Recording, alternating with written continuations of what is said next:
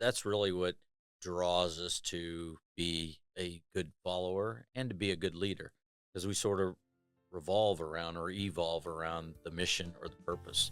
That's what ties us together. Hello and welcome back to Leader Up, a podcast of Army Management Staff College. Leader Up is a professional conversation where we discuss a broad range of leadership and leader development topics with an emphasis on the Army civilian professional. I'm your host, David Howey.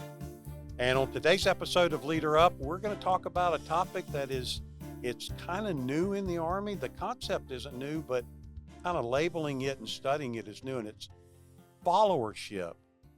And so to talk about followership today, I've brought down a good friend of mine and a good friend of the Leader Up podcast, and this is Gary Hisle from the advanced course. And so, Gary, thank you for being with us today on Leader Up and talking to us about followership.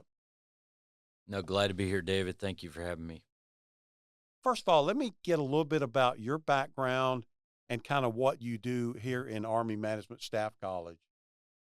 Sure. So I spent 30 years on active duty in the Army as an officer, filled various roles as either a follower or a leader during that time. And then as I retired, I started teaching here 10 years ago, primarily in the advanced course and also in the intermediate course as a leader development and leadership instructor facilitator. Let's talk about this topic, followership. And I just start off big picture. What is followership? So it's a role that we all play and fill in the Army and really in our life. Followership is not about, being sheep and following the shepherd. It's really about, filling a role, because we all follow someone at some point and sometimes we lead. So followership is really, a role that we play in the Army. And I'd like to introduce a quote and tell me if this addresses the topic of followership. And the quote is from Aristotle, and it is, "He who cannot be a good follower cannot be a good leader." Do you agree with that? And how would that help us understand a little bit about this idea of followership? I think as an Army civilian and really in the uniform as well, that we are servant leaders. And to be a good servant, you have to follow, but you also have to lead. So you sort of go in and out of these roles. So you have to understand how to follow to be a good leader. And that's really what I think this whole idea of servant leadership is about. I've heard this term leading up, which I've always taken that to mean there are sometimes when I have to lead my leader, that is a followership, is it not? When I go in and talk to my boss and say, "Hey, we need to talk about this. Can we look at some other ways to get this done?" Is that good followership when someone does that? I think so. Yeah, great book, Leading Up. So sometimes we have to give our boss some direction, some purpose and motivation as followers and help him or her to lead. So we're really kind of leading in that respect, but we're also following at the same time. So yeah, that's a great point. The director of the advanced course, Jerome Hawkins, when he came to the intermediate course a number of years ago, he wanted to get right into the classroom, which I was happy to see and facilitate. And he said he wanted to facilitate with me. He is my quote unquote supervisor, my boss, but at the same time, we're in the classroom. He's never done that kind of facilitation. And so I'm coaching him and guiding him.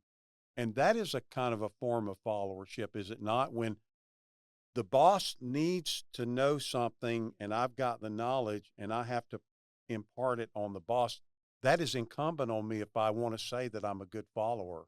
Yeah, I think it gets to the point of we all fill different roles. You may be in a position of authority, but you're necessarily not leading at that point because David Howey's got the information. He knows the mission purpose better than the supervisor. So he sort of fills a followership role at that point where you're leading.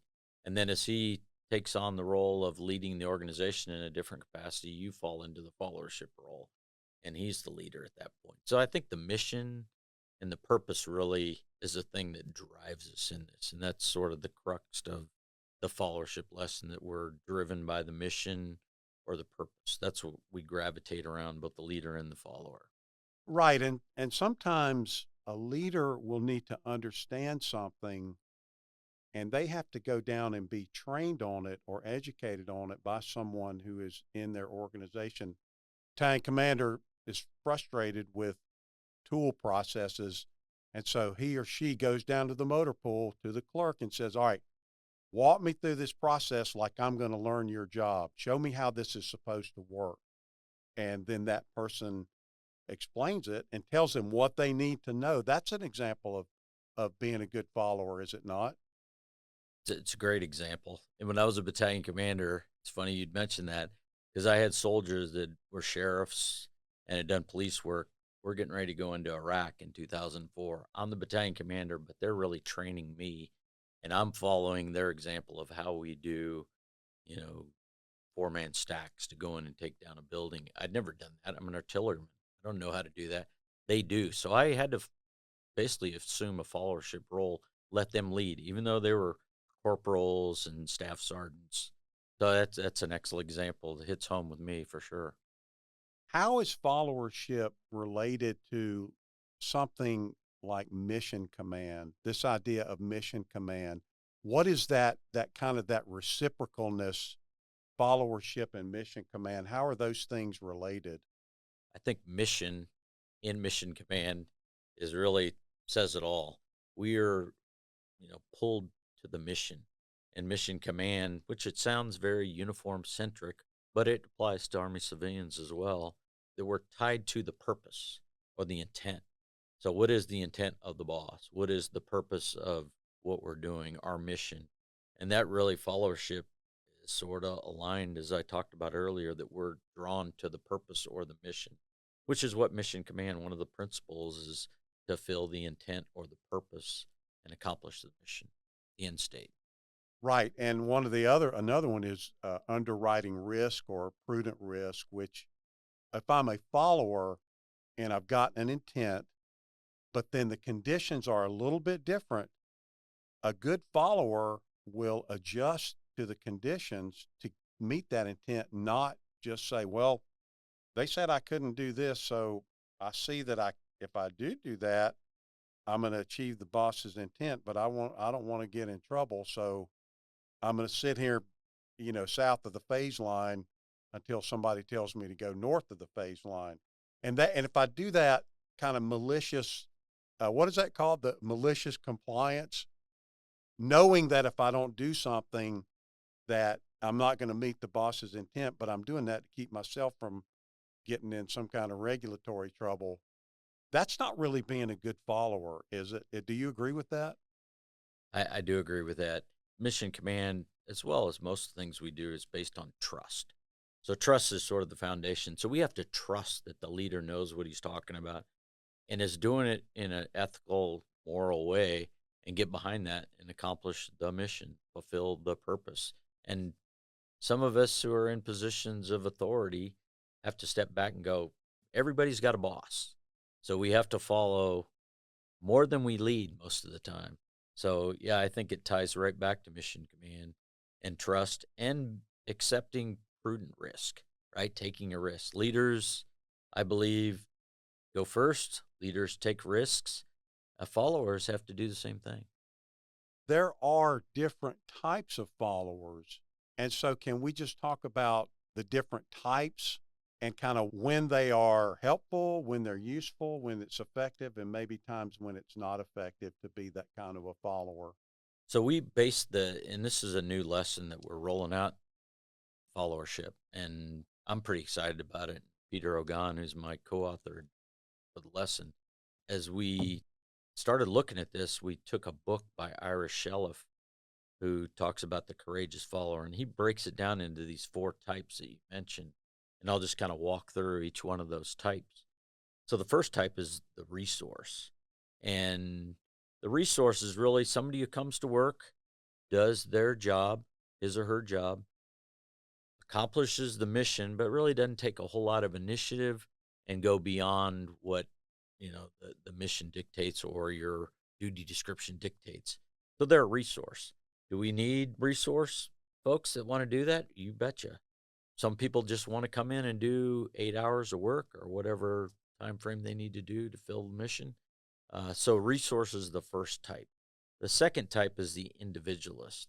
So the individualist really doesn't have a whole big regard for the leader, sort of a low opinion of the leader, if you will, but is willing to push back on the leader and sometimes questions everything the leader does, but will call them out, especially if they're going in the wrong direction.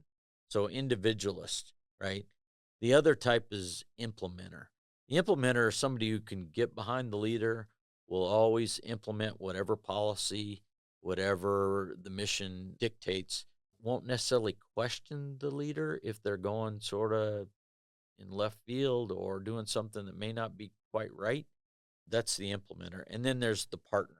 The partner always gives vigorous support to the leader, willing to do what it takes to get the mission done, but will also question when things are not going in the right direction or maybe it's illegal or immoral. I think that's what Ira gets to when he talks about the courageous follower, that we just don't, get in line and do whatever the boss or the leader says.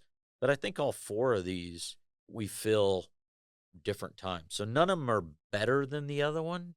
Maybe the partner and implementer or what we do or we want to see folks in followership do more than being just an individual or resource. But there's times when you need to be a resource or call the boss out and be an individual.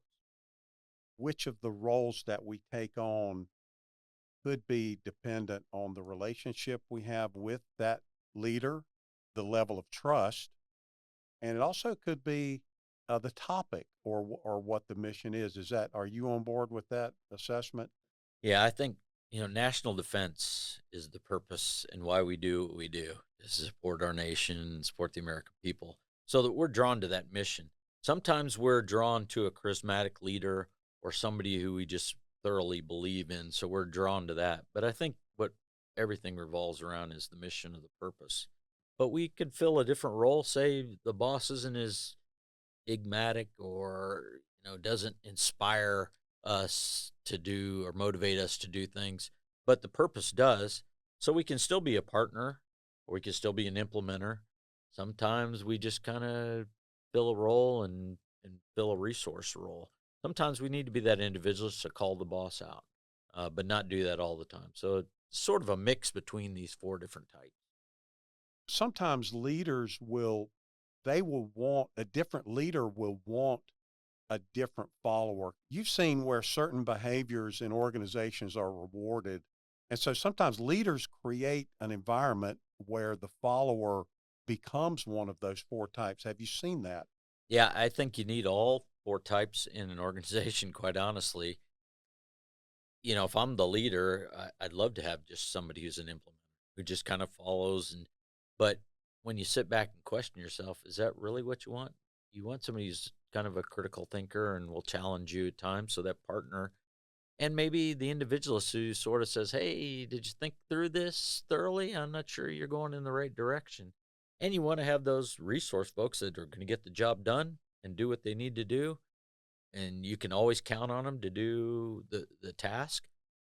When I think about myself, I probably filled all four of these from time to time throughout my 40-year career. Absolutely. And I know when I was a young tank company commander back in the late 1980s, I remember our battalion XO, just a really intelligent man that I really admired. His name was Lou Brown. And I don't know where he ended up or where he is today. He came out one day to the training area and we were talking and he said, "We got one problem in this battalion." He said, "We have a company commander that does everything the battalion commander says." He wasn't talking about me. After I thought about it, I knew what he was talking about. And I thought, wasn't that kind of what we want? And then I realized, no, sometimes there does need to be a little pushback. And we owe that to our leader if we don't agree wholeheartedly with what they're doing.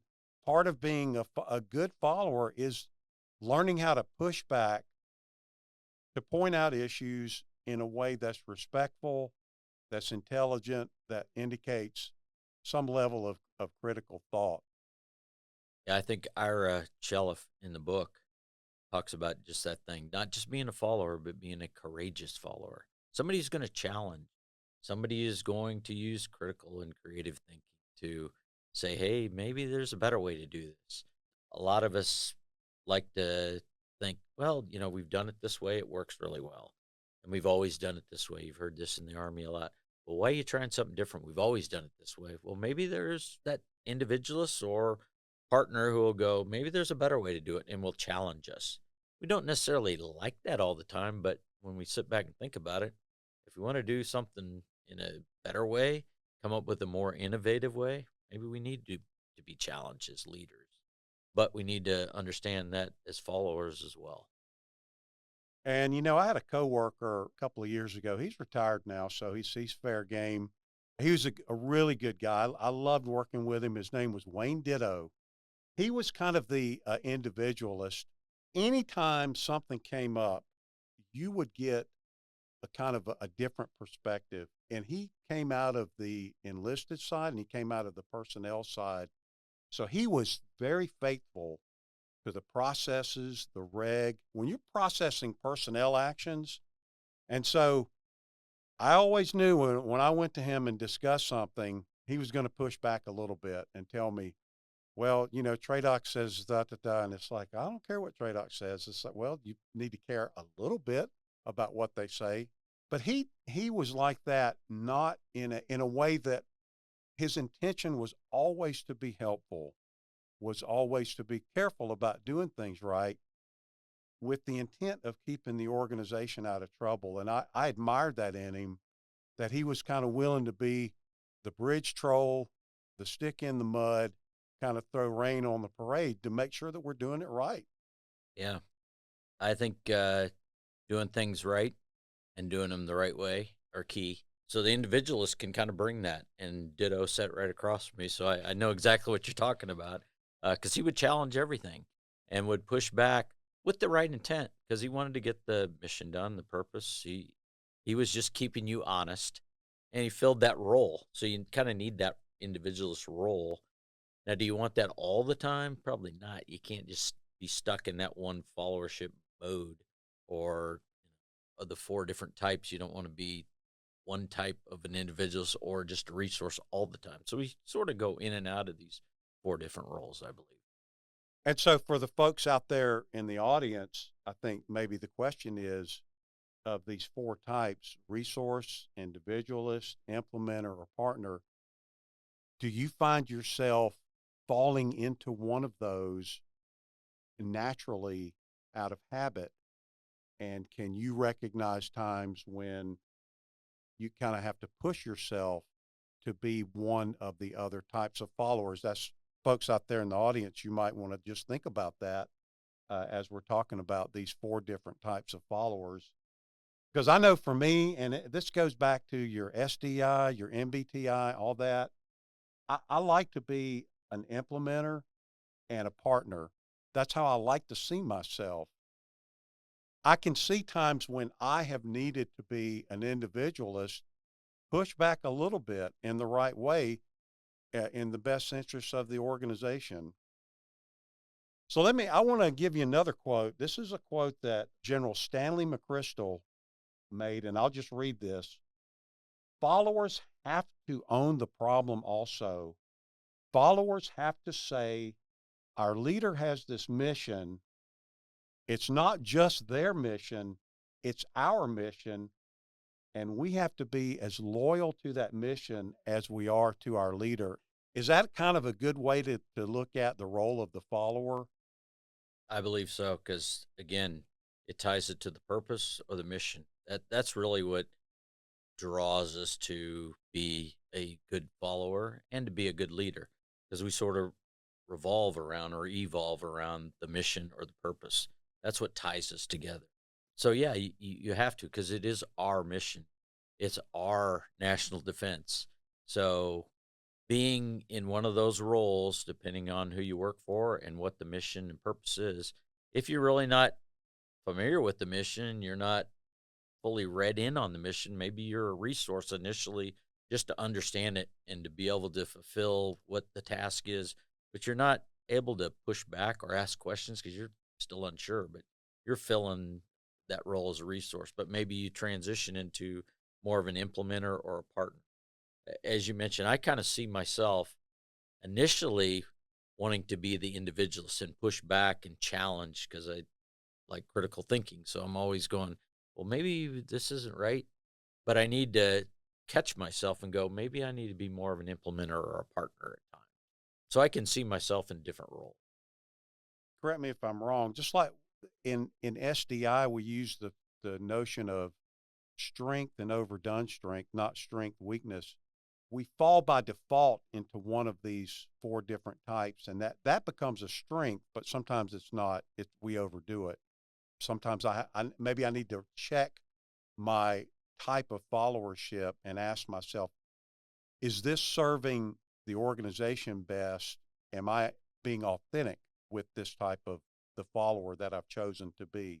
Yeah, being authentic and transparent and being able to see yourself, both intermediate course and the advanced course, we start with self awareness, being able to see ourselves, understand ourselves before we can understand others. So just sort of reflecting back and going, well, what role do I play today in the organization or the mission that I'm supporting, and what role should I be fulfilling?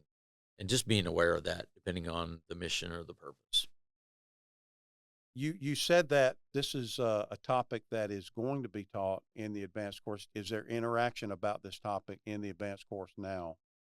So we piloted 4 different classes in 2023, and the students loved it. We teach it in the first week of a 4 week course. And sometimes in the first week, when you ask them at the end of the course of 4 weeks, what were the lessons you liked, that some of them that just fade from their memory? This one doesn't. They've all come back and went, this is really a good topic. We need to talk more about it. We liked it. Our leadership likes it. It's an emerging topic across the Army, so it's starting to be taught over at Command General Staff College, in the War College. We're going to start teaching it in Army Management Staff College as well. And it's emerging in doctrine. So it's not really deeply embedded in doctrine, but it's gaining a lot of traction. The Army Civilian Corps Creed was changed back in 2019, that when it was published in ADP 622, and we added leadership to the creed. And so the old creed was I provide stability and continuity. That stability and continuity is kind of the follower type of maybe being a resource or maybe an implementer. And then we changed that from I provide stability and continuity to I provide leadership, stability and continuity. And if we accept that as our creed, that we provide leadership, that implies that we have to learn how to be good followers also, that we have to learn to be individualists and partners when there's a mission coming down. I think the Aristotle quote talks about that exactly, that we need to be a good follower to be a good leader. And so you have to learn how to follow. Some of us just think, I'm a leader. This is the way I do business. Everybody has a boss. So we have to understand how to follow and be good followers to be good leaders. I think to be a good leader, you have to be a good manager as well. Managing is about things, leadership is about people, well, followership is about following people. And people in our civilian creed and our leadership definition in ADP talks about the activity of influencing people. People really is the center of gravity for followers and leaders. Self-awareness for a follower is to recognize maybe which of those four types I'm drawn to naturally. And then as a leader, to recognize maybe those are the four types of followers. Which ones are my go-to preference? So I would say, I really like resources because they just come in and do their job, or I really like implementers because I can tell them what to do and they'll, get down there and low crawl with their helmet digging through the dirt. And maybe I have to steel myself, STEEL, to say, I probably need people that are individualists or that are partners that will join with me and keep me out of trouble. It's good self-awareness from the follower, but is it, and I'll ask you, does that same thing apply to the leader? I think so. The leader's got to look at themselves and go, well, how do I follow? And what example am I setting for the people that work for me? Am I a resource and therefore I'm developing other resources? Or am I more of a partner or an implementer or an individualist? Because we all look at the leader a lot of times and go, I'm going to model that role that they're playing as a role model. But I think there's times when we need all four of them. But being self aware, as you mentioned, to sort of what role am I playing today, but what role maybe should I play to better support the organization or the mission or the purpose that is really what's driving us. I knew a guy, he was our battalion commander. He was a little bit of a screamer, and I think you probably have seen those folks where there's a problem and it's volcanic. But he knew that, and he told when he came in, he knew that, and he told us, he said, "You have to withstand the onslaught." What I took from that was his initial reaction to something would cause people to be, let's say the phrase, a yes person, kind of a resource, or maybe an implementer. So if my boss is yelling at me, I'm going to do what they say because people don't like to be yelled at. But he knew that, and he told us that. What I learned from that was let him have his own reaction, but don't give in to it and definitely not in the moment. I learned a lot about leadership from that.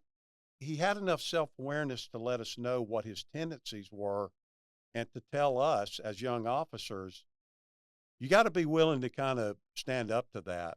And when your OER is in question, because that's kind of what it's all about. There's a little bit of reticence to push back, but we're kind of letting the organization down when we don't do that. Right? We're letting the organization down. We're letting the American people down, our national defense apparatus down. So yeah, I agree. So sometimes you have to be that individualist, depending on who the boss is and what that leader is trying to do. I think that's really where Ira came up with the idea of this whole courageous follower book of incidents like My Lai and incidents like when he sat around the kitchen table in Brooklyn, New York, growing up as a Jewish kid, and what happened in the Holocaust and what happened at Abu Ghraib. And when things are immoral or unethical, you got to stand up and be courageous as a follower and not just get in line and be sheep. Because a lot of people think, well, I'm a subordinate or I'm just somebody who just does exactly what the boss says. Sometimes you got to push back a little bit. So that partner role or that individualist role, sometimes you have to be an implementer and just if it's the right thing to do and it's moral and ethical, then you implement the plan. Or you're just a resource because you're trying to just figure out what it is.